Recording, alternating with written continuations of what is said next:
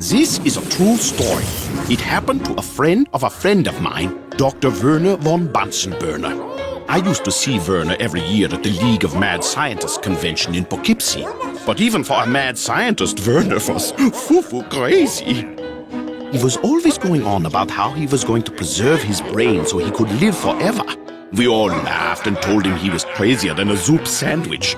All of us other mad scientists knew that the real money was in creating products for late-night infomercials. But Werner was determined. He turned his back on the League of Mad Scientists and worked night and day on his brain-preserving invention. He went without food, without sleep, even without television. I told you he was crazy. But he got his machine to work.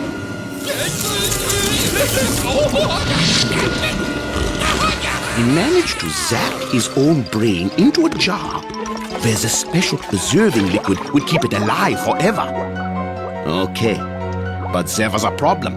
You see, his brain was in this jar on a shelf, and it had to stay there with nothing to do.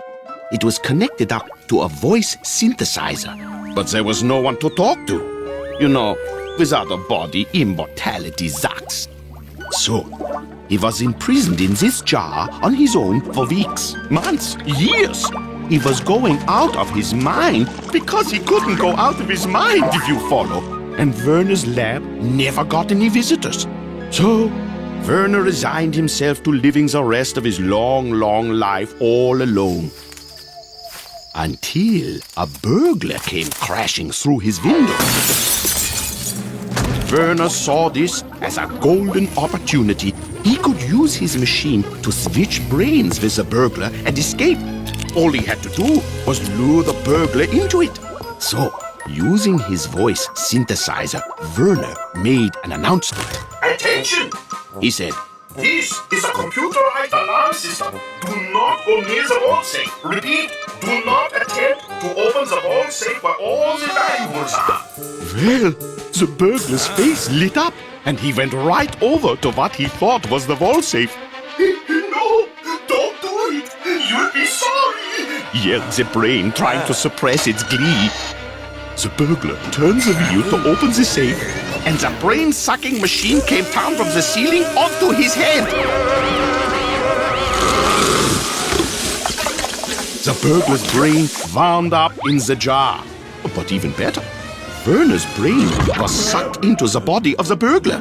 At last, he had a body again. He could interact with the rest of the world. He ran outside for the first time in years.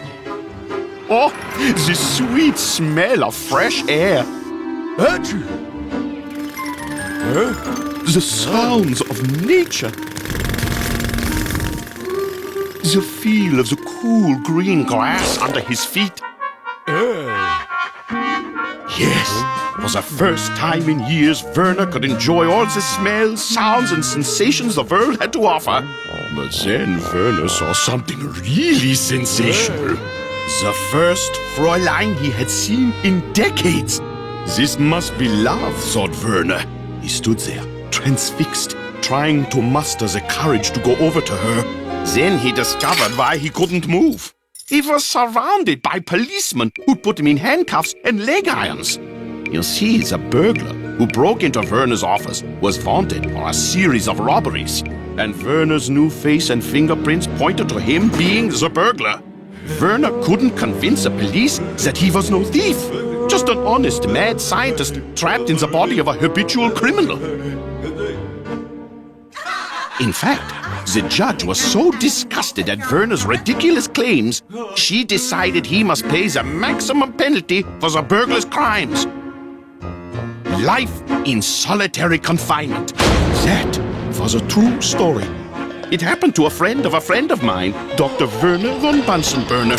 He got burnt all right. He escaped his jar, only to end up in the jig.